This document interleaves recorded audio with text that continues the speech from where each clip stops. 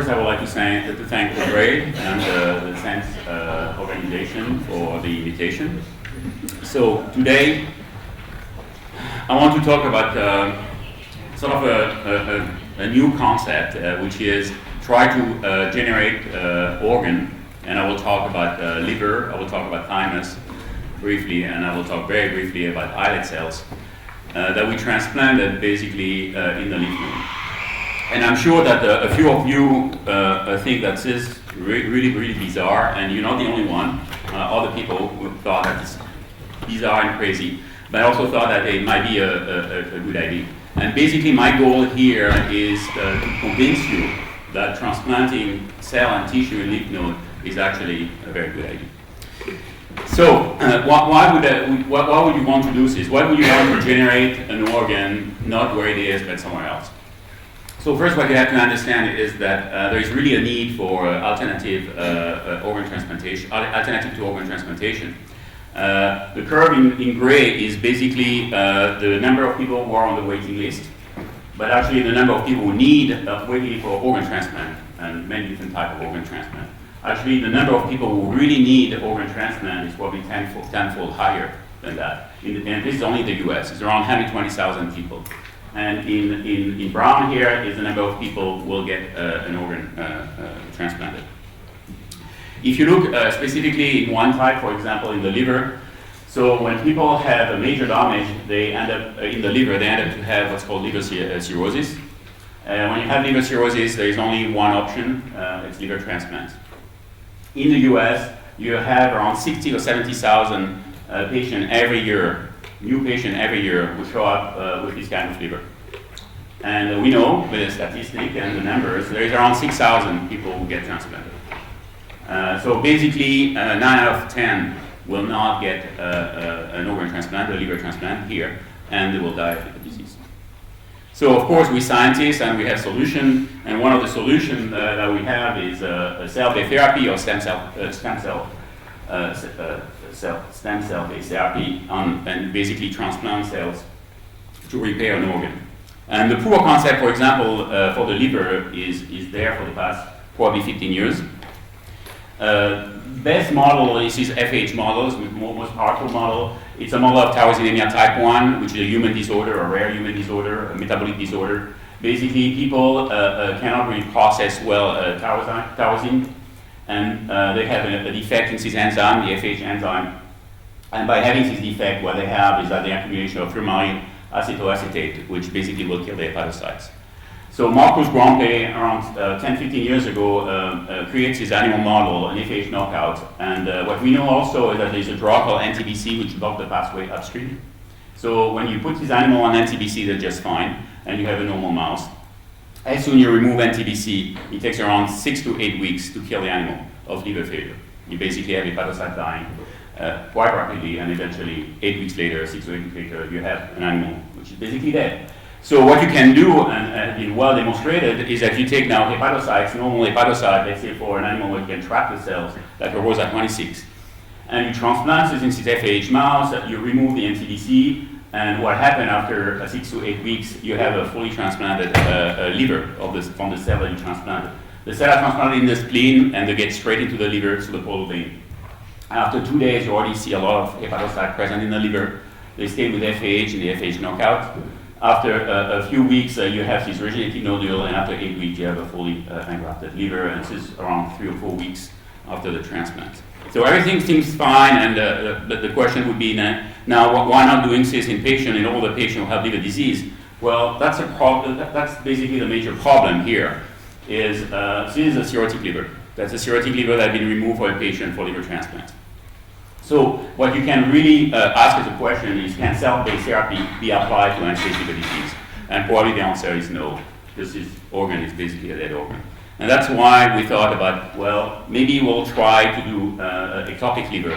Main reason is when you think about it, liver is a very regenerative, highly regenerative organ. It's quite an incredible organ. You can remove 2/3 of a liver in a mouse, and it takes around 5 days for the liver to regrow to the size it was before. So basically what we did, we start first with a mouse, and what we decided to do is take again our FH mouse Again, as I said, when you do you take hepatocyte and you do a splenic transplant, which is basically a liver, so you go straight into the liver, you get a very high efficiency of engraftment in the liver. And we basically ask the question, can hepatocytes find a way of surviving in this animal if you don't transplant them in the spleen, but transplant them in any different place you might think of? And there was one place which were quite extraordinary, and it was the IP injection, just simply in the belly of the animal, transplanting hepatocytes. What we got is quite a high number of these animals surviving. And there was basically two possibilities. One is that the hepatocyte found a way back into the liver. All the other possibilities that the hepatocyte found a way to survive and grow and create basically and generate liver functions, regenerate basically a liver somewhere else in the animals. And it was a second possibility. Basically, the hepatocyte found another place, and it was in the lymphatics and in the lymph node. So you see here an animal that got the cell's IP, and after 10 weeks has this mini nodules, which are basically mini livers that you can collect them. You have around 20 or 40 of them. If you do a section and you stain with FAH, again, this is an FAH knockout. So what you have is that the hepatocyte, they are repopulated with hepatocytes.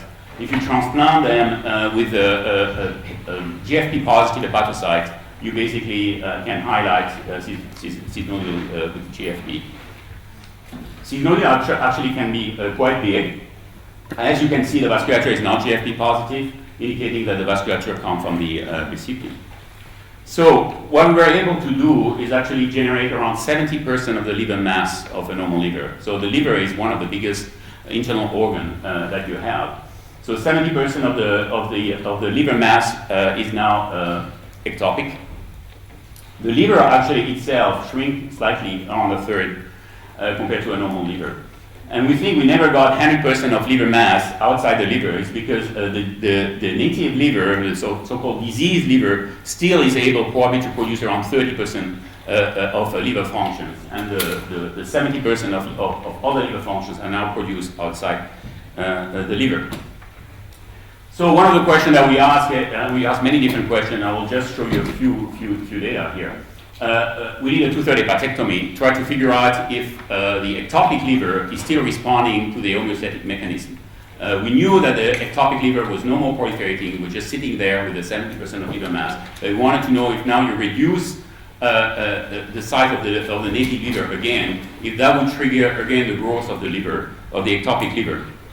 And the answer is yes, it does. When you do a hepatectomy, of course, you reduce again the size of the native liver. And at that point, your ectopic liver start to grow again, and will eventually stop growing when the job is done. So we did all more experiment. And if you're really interested about this, you can go to Gastroenterology. We published in 2011. So that's great. You know, you do IP injection, you get all this. But the problem is that when you think now about human, and you think about, well, maybe one day I want to do this in a patient with liver disease, you cannot go to the FDA and say, okay, I have a syringe full of hepatocytes, I shoot them in the belly, and I guarantee you go in the lymphatics, go in lymph node, but I don't know exactly where, and so on. So what we decided to do is actually focus on the lymph node and basically target lymph nodes. So of course in the mouse, that's very challenging. So that's a 20 gauge needle, and that's the biggest lymph node that you find in a mouse, in the mesenterium. It's called the jejunal lymph node. And it's probably a couple of millimeters in size. So the first question we asked, and it was an important question, is to find out if we transplant cells in a lymph node that would actually stay in the lymph node and not move and go to other lymph node in such an uncontrolled fashion. And the answer is they stay in the lymph node. So it's a jejunal lymph node again, after 1 day, after 1 week. That's a popliteal lymph node, that's a lymph node that you have behind the knee. And basically that's 1 day and that's 1 week. Now, when you do splenic injection, they go in the spleen and in the liver, and eventually stay mostly in the liver. And when you do IP injection, that I showed you before, they go over the body and basically stay in many different places. This is just a picture again before the injection and after 10 weeks. And you see now this is a large mass, jejunal axillary, which is under the arm, and for human. And popliteal lymph node behind the knee. If you do this with GFP, you have very nice structure that you see, and also quite incredible vasculature. Of course, you can do section and look at the physiology and histology of this ectopic liver. They look really very nice. They look like a normal liver. What was interesting is glutamic synthetase, which basically is expressed around the central vein only in one layer of hepatocytes. And this is the ectopic liver, and as you see, the hepatocytes express just exactly where you would expect they would express glutamic synthetase, indicating that this ectopic liver has zone. You have basically 3 zones in the liver. There's zone 1, zone 2, zone 3. And we have all the structure that you would expect. Another question that people had is the question about allogenic transplants. Because you have to understand that the lymph node is basically the center of allogenic reaction and rejection. That's where the T cells will be and will go and will eventually attack allogenic tissue. So what we did and show and demonstrate is that if you transplant cells in the lymph node and you compare this, and this was a lymph node and this is a spleen injection. If you do nothing, you just transplant the cells, they're rejected, and basically the animal died, and you see the dotted line showing that the animal died. When you prepare the animal by giving them antibody against the T cell compartment, basically blocking the T cell compartment, now you engraft the cells, now you get engraftment and survival of the animal. And that's one of these animals that got engrafted, where you see the cells. And this is where allogenic, the mouse was 129 and the cell was 67 black. So basically showing and demonstrating that there is not a special barrier that you find in a lymph node for allogenic transplantation. So that was fine.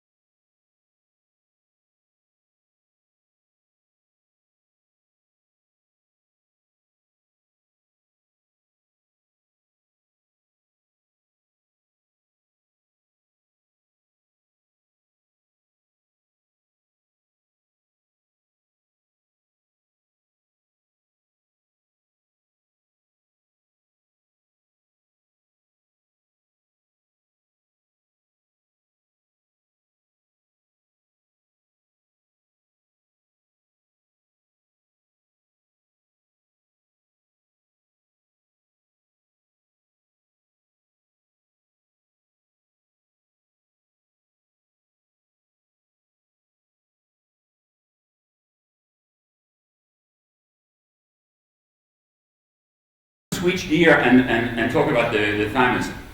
So what I told you is the first story is that you have a disease organ and there's no way you can target cells into a disease organ because it's basically dying. And that's what we're doing. We do the ectopic thing.